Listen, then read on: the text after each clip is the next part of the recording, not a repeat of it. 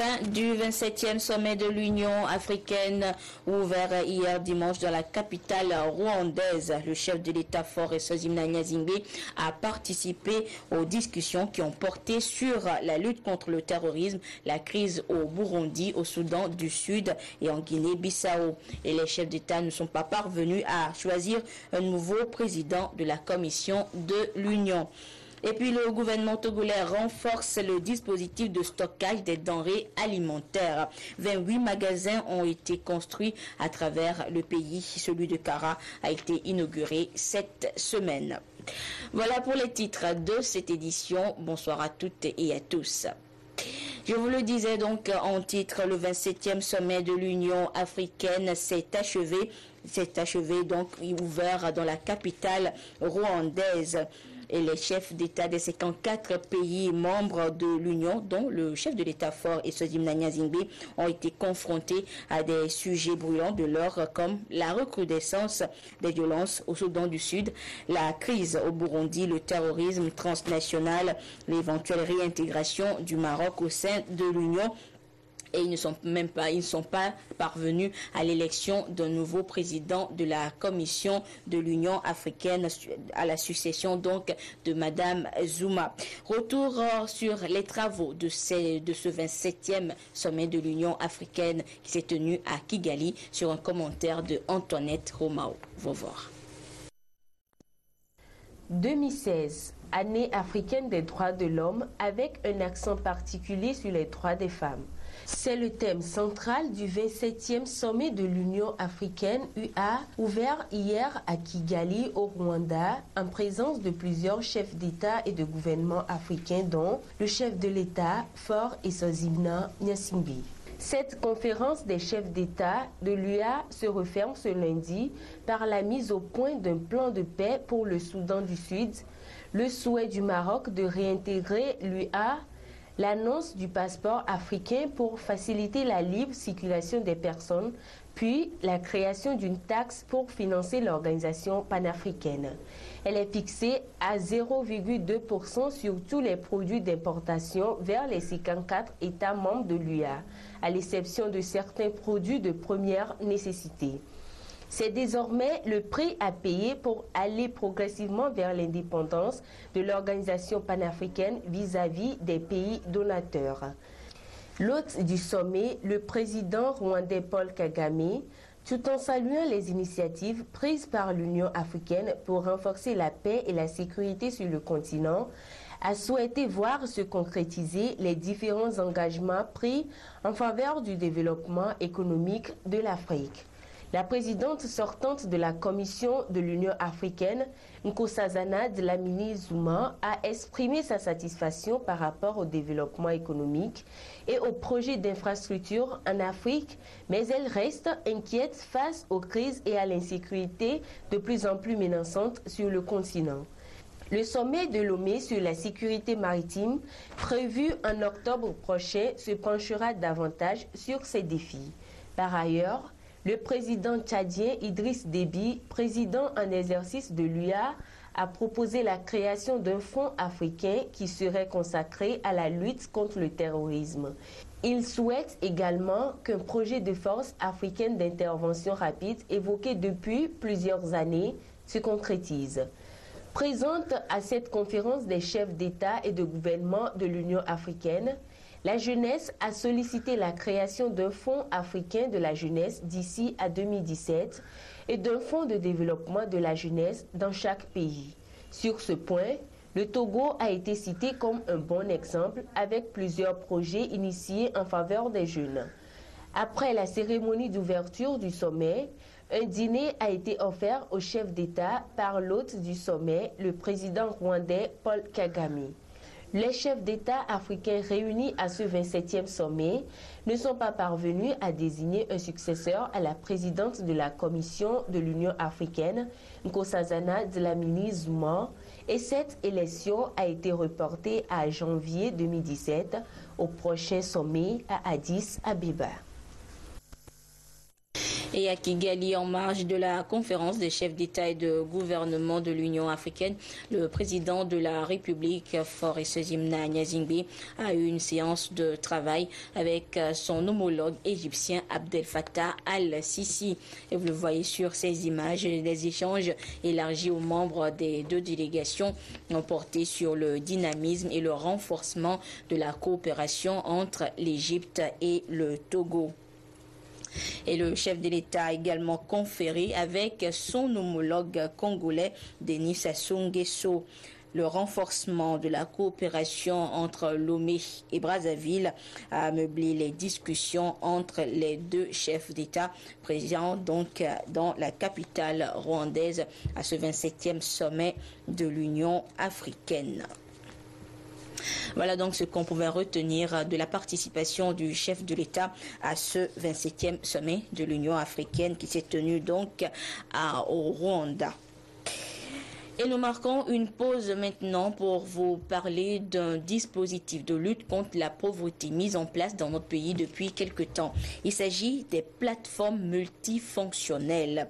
Plus de 150 ont déjà été installées à travers le pays par le PRADEB, Programme d'appui au développement à la base. Elles permettent aux femmes rurales d'accéder aux services énergétiques modernes pour l'amélioration de leurs conditions de vie et de travail. Quel est l'impact sur les populations bénéficiaires et surtout, quelle est l'importance de ces plateformes multifonctionnelles? Les réponses dans cette enquête réalisée pour nous ce soir par Prudence Zinsou. Les plateformes multifonctionnelles changent littéralement le quotidien des populations depuis 2009 en milieu rural. Fini les longues distances pour se rendre au moulin. La gestion du ministère du Développement à la base, installé dans différentes localités, est confiée au groupement de femmes. C'est le cas des femmes de Bougou dans la préfecture de Tandouaré et celle de Koundé dans le Dioufel-Gou.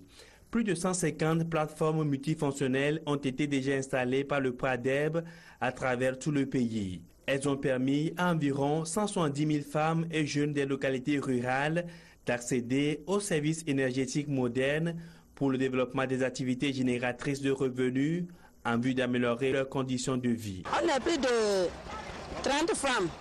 Nous sommes ici, ce sont des vieilles femmes. On a organisé un groupement. Et puis maintenant, on se débrouille. Si on gagne un peu, on s'en va déposer ça à la COPEC. Et puis après tout, on s'est débrouillé jusqu'à on a payé le station moto.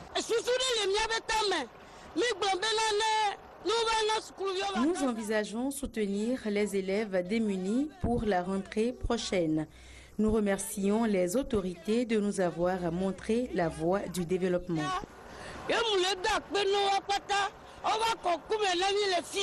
En 2015, le PNUD a apporté un appui de plus de 150 millions de francs CFA au ministère du Développement à la base pour la réalisation des activités de ce projet dont la vision est d'atteindre 1000 plateformes multifonctionnelles dans les communautés d'ici à 2020. La BOAD a aussi contribué par le financement de 200 plateformes multifonctionnelles pour le compte du programme d'appui au développement à la base. Ce projet social du chef de l'État va contribuer également à la réalisation des objectifs 1, 5, 7 et 8 des ODD, à savoir éliminer la pauvreté sous toutes ses formes, réaliser l'égalité des sexes et autonomiser toutes les femmes et filles, garantir l'accès de tous à des services énergétiques fiables. Il est envisagé dans les prochaines années le développement des plateformes multifonctionnelles solaires pour réduire les coûts liés à l'utilisation du gasoil. Et toujours pour l'amélioration des conditions de vie des populations rurales, un nouveau projet est apparu. Il s'agit du PNPER, entendez, Projet national de promotion et de l'entrepreneuriat rural, qui est un prolongement du PADAT pour accompagner la vision globale du PENIASA. Il faut donc postuler à ce projet, être retenu pour en être bénéficiaire. Un projet donc qui veut qui veut financer 1800 micro-projets dans le secteur de l'agriculture. Et cette semaine, les producteurs de la préfecture de Thônes sont sensibilisés à cet effet. Le compte rendu avec Désiré Aloy. L'agriculture, un domaine porteur de croissance, et l'entrepreneuriat rural, un secteur pour la booster. Le gouvernement togolais s'attelle à créer davantage de conditions favorables dans l'objectif de renforcer le PNIASA. Le PNPER, projet national de promotion de l'entrepreneuriat rural, va dans ce sens. Une issue de PADAT pour accompagner les producteurs engagés. Une tournée d'information et de sensibilisation sur le projet à Dapan. Au niveau du PNIASA, il y a des projets qui ont contribué à améliorer la production. Donc il faut que nous développons des idées, par exemple, de transformation. Donc le PNPR est un déclic à la modernisation, à la transformation de l'agriculture, d'une agriculture de subsistance à une agriculture industrielle ou commerciale, comme l'a souhaité le chef de l'État. Le projet se propose de contribuer à la transformation progressive et durable de l'économie rurale togolaise à travers l'appui et la promotion des micro et petites entreprises rurales. Pour être éligible, il faut remplir certaines conditions.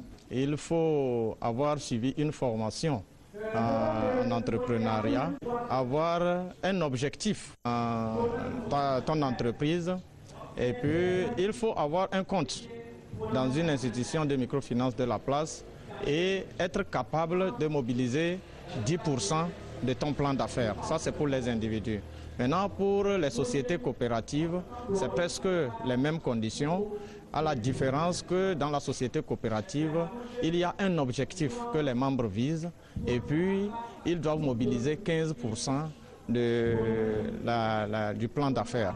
En définitive, le gouvernement togolais cherche davantage de voies et moyens pour réduire la pauvreté. 1100 primo-entreprises seront retenues et 700 anciennes à consolider. Des séries de formations sont au programme pour accompagner les filières en amont et en aval, de la production à la commercialisation en passant par la transformation. Directement ou indirectement, des emplois seront créés. Agriculture toujours, le gouvernement togolais a renforcé le dispositif de stockage des denrées alimentaires sur l'ensemble du territoire national. 28 magasins ont été construits à travers le pays et le ministre en charge de l'agriculture a effectué une tournée pour remettre officiellement ces ouvrages. L'étape de Kara avec la correspondance de Nestor Mozo. Les difficultés liées au stockage des denrées alimentaires sont en voie de trouver des solutions dans certaines localités. 28 magasins ont été construits au titre du projet d'appui au développement agricole au Togo, PADAT. Dans la région de la Kara, le ministre de l'Agriculture, de l'Élevage et de l'Hydraulique a procédé à la remise des magasins de Sarakawa, de Buruku et de Chikawa aux bénéficiaires. Nous sommes très contents d'avoir un magasin à notre niveau. Puisque par le passé, on stockait nos produits comme nos anciens parents, dans des greniers, dans même des cases, que les incendies, il y en avait aussi les bols, il y a les termites et les charançons. Présentement, que le gouvernement nous a fait un magasin, nous sommes très contents de garder nos produits en sécurité. Faisant d'une pierre deux coups, le ministre et sa suite ont sensibilisé aussi les populations sur le PNPER, projet national de promotion de l'entrepreneuriat rural, et sur le porte-monnaie électronique qui constitue la réforme au niveau de l'achat de l'engrais. Puisqu'il y a le magasin aujourd'hui avec le projet PADAT, puisque les populations vont conserver leur production avant d'aller vers les marchés, ceci nécessite qu'il faut leur donner le temps de bien gérer. Bien gérer veut dire que le PNPR va rapporter le crédit. En faisant le crédit aux populations, avec la garantie que leur stock est bien sécurisé, les populations bénéficieront du soutien du PNPR. Chaque crédit qui sera accordé, nous allons apporter 25% comme contribution de l'État aux bénéficiaires. Nous avons visité sur le terrain l'opérationnalisation du mécanisme de distribution de l'engrais par téléphonie mobile. Donc nous l'avons montré, un producteur qui a été ciblé comme vulnérable, il a bénéficié d'une subvention de 9 000 francs de l'État qui lui permet d'acheter 3 sacs, compléter et acheter 3 sacs d'engrais, 2 NPK et 1 urée. Il se présente au magasin de vente du distributeur privé qui a son magasin dans leur localité. Il fait le dépôt de sa contrepartie correspondant à 10 720 par sac auprès de l'opérateur de téléphonie selon le numéro qu'il a. Si c'est mou, c'est auprès de mou. Si c'est Pérocel, c'est auprès de Pérocel. Et donc quand il dépose cette contrepartie, l'opérateur crédite son compte électronique. Et maintenant, il peut se présenter au niveau du gestionnaire d'engrais pour lui présenter le dépôt de sa contrepartie. Dans la nouvelle vision agricole, la région de la Kara va abriter le premier agropôle. Dans cette perspective, les interventions doivent se faire dans une parfaite harmonie pour mieux capitaliser le projet. La région de la Kara va abriter le tout premier agropôle qui va s'installer sur le centre du territoire à partir de l'année 2017. Les fonds ont été mobilisés avec l'appui de la BAD. La filière a été caractérisée. Maintenant, il est question de mobiliser autant de ressources humaines pour qu'en janvier ou février 2017, on puisse véritablement lancer ce projet. Avant de quitter les paysans, le ministre Agadazi leur a demandé de mettre en pratique les conseils des agents techniques de l'agriculture afin que la campagne agricole aboutisse aux résultats escomptés. Le programme des Nations Unies pour le développement PNUD et le Haut Commissariat à la réconciliation et au renforcement de l'unité nationale Ashkroun ont organisé une session d'échange et de partage en prévention des conflits, médiation, communication et leadership. Objectif, renforcer les capacités des préfets et des secrétaires généraux préfectoraux dans le processus de réconciliation. Le compte rendu avec Lamarck Bodjona. Le Togo veut rompre avec les périodes d'instabilité depuis les années d'indépendance liées en partie au processus de dévolution et d'exercice du pouvoir politique. La preuve en est l'effectivité du Haut Commissariat à la réconciliation et au renforcement de l'unité nationale Ashkroun. Cette session des préfets et des secrétaires généraux des préfectures des régions centrales Kara et Savane a pour objectif d'échanger et de partager les bonnes manières de prévention des conflits, médiation, communication et leadership.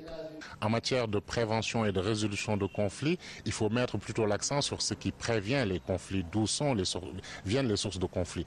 Et alors, les facilitateurs ont des profils divers. On a un coach en matière de leadership, de communication, c'est-à-dire quels sont les germes qui sont en nous, qui peuvent être facteurs de conflits sans même que nous en ayons conscience.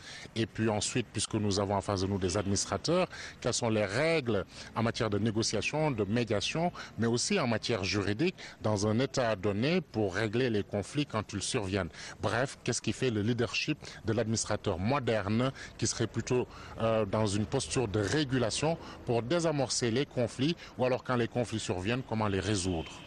Cette formation qui a duré 3 jours a permis aux participants de renforcer leurs capacités pour une mobilisation des actions de dissémination et de plaidoyer en faveur de la paix et de la prévention des conflits et de valoriser tous les mécanismes existants, y compris les valeurs et cultures administratives en matière de médiation préventive des crises et de résolution des conflits.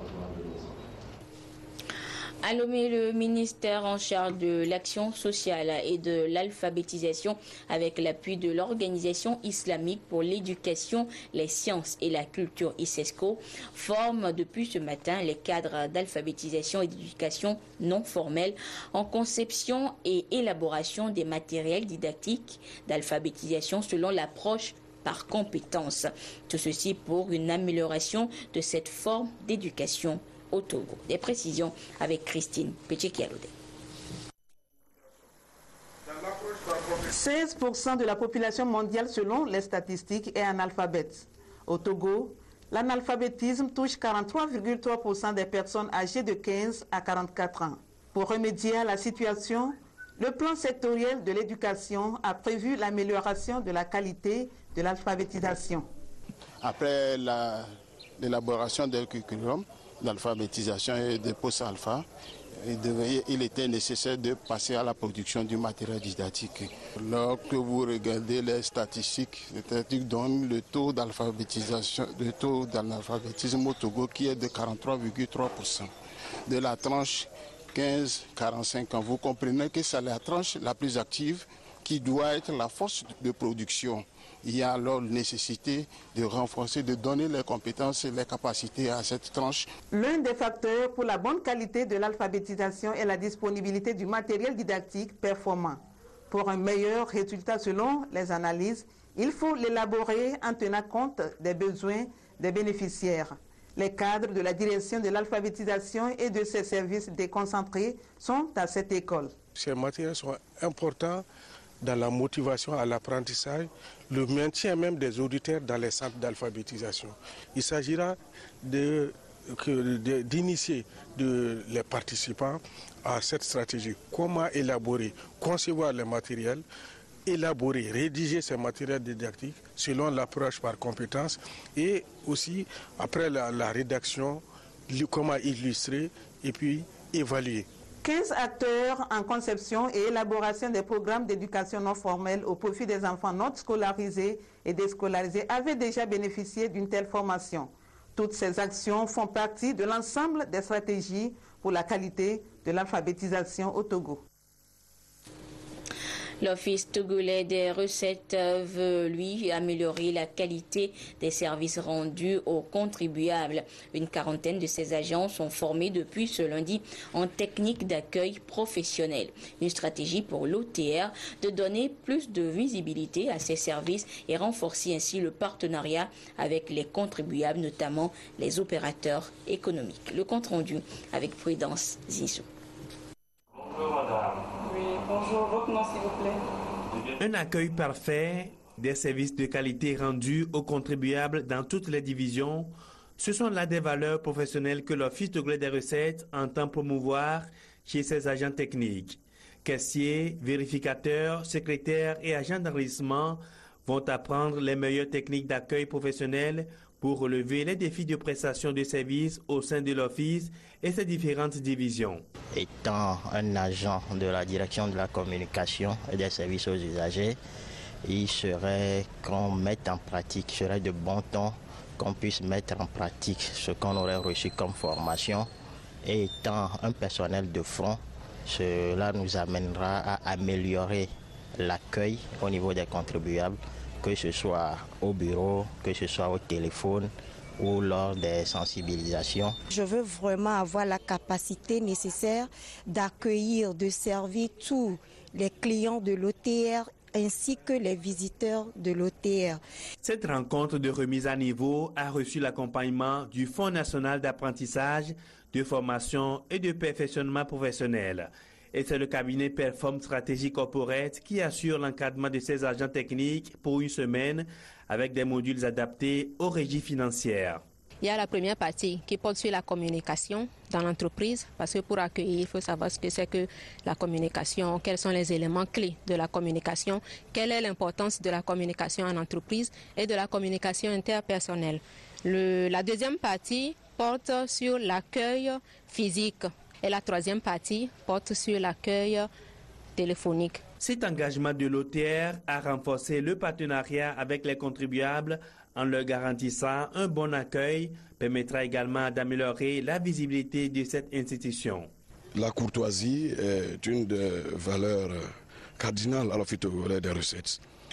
Et depuis un certain temps, nous sommes engagés à asseoir cette courtoisie.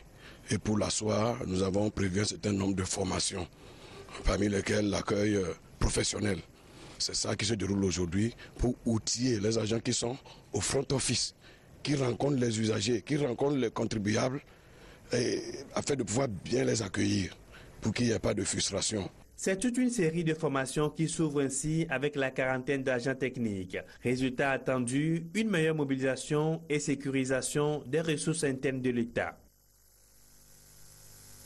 Ce communiqué pour poursuivre cette édition, le ministre de l'Enseignement supérieur et de la Recherche informe les candidats à l'examen du baccalauréat deuxième partie, Bac 2, de la session de juin 2016, que la proclamation des résultats se fera dans les centres décrits le mercredi 20 juillet 2016 à 8 heures précises.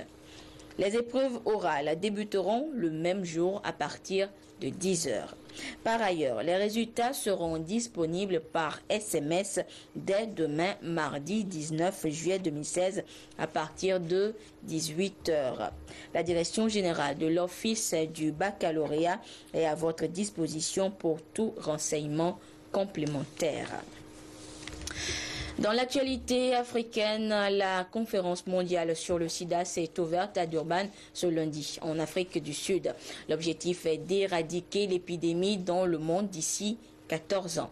Et ce soir, on s'intéresse au cas de la Centrafrique où le conflit a entravé ces derniers mois la lutte contre la maladie. Le communautaire est un établissement de référence à Bangui, mais entre ses murs, le nombre de malades surpasse celui des places disponibles. J'ai eu des maux d'estomac et une diarrhée aiguë. Je suis allée à l'hôpital, ils m'ont fait une prise de sang et ils ont détecté le VIH. J'ai la tuberculose et le VIH. Ça a commencé le 2 juillet et j'attends toujours que l'on s'occupe de moi. MSF a installé une quarantaine de lits pour désencombrer la capitale victime d'un afflux de patients en stade terminal. Mais ici, le taux d'accès au traitement contre le VIH figure parmi les plus bas du monde. Moins de 20% des personnes atteintes en bénéficient.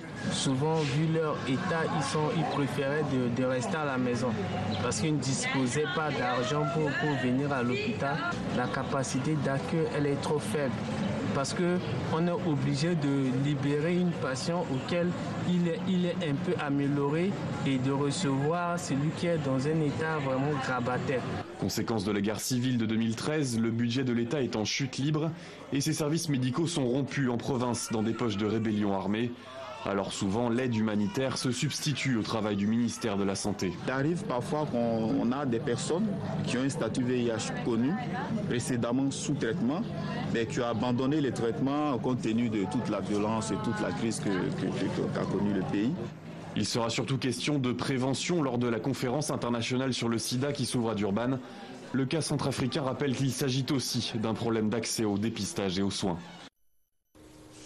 3 jours après le coup d'État avorté, la Turquie continue son vaste coup de filet, une véritable purge. Plus de 7500 arrestations au sein de l'armée et de l'appareil judiciaire. L'Europe et les États-Unis, de leur côté, dénoncent des scènes révoltantes, arbitraires et de vengeance. Les partisans du président Erdogan ne désarment pas. Ils étaient encore des milliers dans la nuit de dimanche à lundi sur la place Taksim d'Istanbul, criant leur soutien au gouvernement et au président. En Turquie, 3 jours après la tentative de coup d'État, le pouvoir peut se targuer d'un large soutien populaire et poursuivre la mise au pas entamée ce week-end. Une véritable purge, puisque selon les chiffres officiels, quelques 6000 militaires ont été placés en garde à vue. Plus de 700 juges et procureurs seraient aussi détenus. Cette répression inquiète les alliés occidentaux d'Ankara. Depuis Bruxelles, le secrétaire d'État américain a enjoint le gouvernement turc à respecter les institutions démocratiques et l'état de droit. Côté européen, ce sont les velléités du président Erdogan de rétablir la peine de mort qui inquiètent. Aucun pays ne peut devenir un membre de l'Union s'il promulgue la peine de mort. C'est très clair dans notre acquis, comme nous l'appelons. Pour rassurer peut-être un peu ses partenaires, le Premier ministre Yildirim a promis devant le Conseil des ministres de respecter le cadre du droit, des formulations floues qui n'engagent guère le pouvoir. Ce que nous demandent les citoyens est un ordre. Il ne faut pas de décision hâtive, mais nous ne pouvons pas ignorer la volonté du peuple. Cette question sera largement discutée et considérée au Parlement car cela demande un changement de constitution. La priorité pour le gouvernement turc semble pour le moment de rétablir son autorité. S'appuyant sur la rue, il semble vouloir prendre les mesures les plus drastiques. Les putschistes sont désignés maintenant comme groupe terroriste. Et de fait, le calme n'est pas tout à fait rétabli. Lundi après-midi, un homme a tiré sur la police devant le tribunal d'Ankara où étaient jugés des militaires. Il a été abattu. Direction maintenant les États-Unis où Donald Trump sera officiellement le candidat du Parti républicain pour la présidentielle. Et ce sera lors de la convention du parti qui s'ouvre à Cleveland, une ville sous très haute sécurité où plusieurs manifestations sont prévues, dont celle des Black Panthers qui veulent barrer ainsi la route à la mentalité raciste des républicains. Regardez. for slavery. America, you're guilty. Point en l'air, béret noir vissé sur le crâne, les Black Panthers sont en marche pour barrer la route à Donald Trump. Black power. Black power. Black power. Black power. La convention républicaine approche, c'est le moment ou jamais pour ces nationalistes noirs de dénoncer le discours de la droite américaine. Il est hors de question de tolérer la mentalité raciste du Parti républicain. Les républicains peuvent faire semblant de ne pas comprendre, mais les Noirs n'ont jamais été membres du Parti républicain. Moins virulents peut-être, mais tout aussi déterminés, ces manifestants venus à pied de toute la région.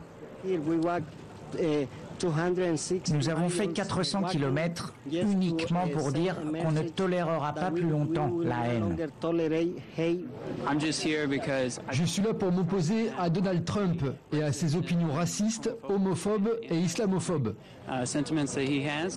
Toute la journée, Cleveland aura vu converger tous les opposants à Donald Trump, comme ici, sur le plus grand pont de la ville, pour une manifestation silencieuse et amoureuse. Si Trump pouvait se taire 30 minutes, il aurait pu se joindre à nous. Peu de chance pour que ce souhait soit exaucé. En revanche, le candidat Trump pourra entendre ce genre de protestation tout au long de cette convention. Retour en page nationale avec une note de littérature avec ce manuel loin de l'univers romanesque et poétique mais qui traite plutôt de la spiritualité. Fervente prière, c'est le titre. Il est écrit par le pasteur Williams Azuma Ijoma et se veut la clé de prière exaucée et explique pourquoi, en dépit de la promesse, tout ce que vous demanderez en mon nom, vous le recevrez. Les chrétiens luttent encore et vivent dans l'angoisse à cause des prières sans réponse. Des précisions avec Augustin Kossi et Ramdan Passina. Dans toute démarche de prière, la ferveur est une qualité fondamentale, surtout pour un cœur qui prie constamment avec obéissance et selon la parole de Dieu. Cette démarche de foi, le pasteur William Azuma Ijoma l'appelle fervente prière. Son nouveau manuel en anglais et français dévoile le secret d'une vie chrétienne réussie. Les chrétiens prient sans recevoir. Donc j'ai fait mes recherches pour savoir pourquoi. Les gens prient et ils ne reçoivent pas la réponse. Donc voilà pourquoi j'ai mis la procédure de prière. Prière avec la foi, prière avec les désirs. Donc c'est en faisant cela que nous pouvons recevoir de Dieu. Fervente prière, c'est aussi la croyance en Dieu sans le moindre doute. Un livre subdivisé à 14 chapitres qui examine les principes bibliques sur la façon de prier pour atteindre le sommet que l'auteur nomme la conformité à la loi divine. Lorsque vous parcourez les pages de ce livre, Prière fervente, les 14 chapitres, l'auteur s'est permis de dire que la prière est un procédé. Donc lorsque nous suivrons le processus, nous entrerons dans une véritable communion avec le Père qui ne peut que répondre à nos prières. C'est d'abord la manifestation de la foi. Il faut placer notre confiance en l'Éternel, nous appuyer sur sa parole, c'est-à-dire ses promesses. Pourquoi les gens ne réussissent pas dans la prière? Au clé, c'est d'avoir la foi, d'avoir un désir fervent. Ce qui m'a tellement eu, c'est la manière très détaillée qu'il a traité les thèmes de désir, de faveur, de la foi, de la parole de Dieu. Ce manuel spirituel a été inspiré des grandes figures de la Sainte Écriture et William Azuma Ijoma, président fondateur de l'Organisation pour l'intégration africaine et oint de l'Évangile, trace le chemin sûr pour familiariser la connaissance et la grâce de prier avec la ferveur. Un ouvrage disponible dans tous les kiosques et librairies de la place.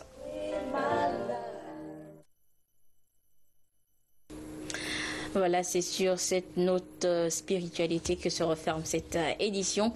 Merci à vous qui l'avez suivi un peu partout grâce à la télévision togolaise, notamment du côté de Kigali, au Rwanda. Au revoir.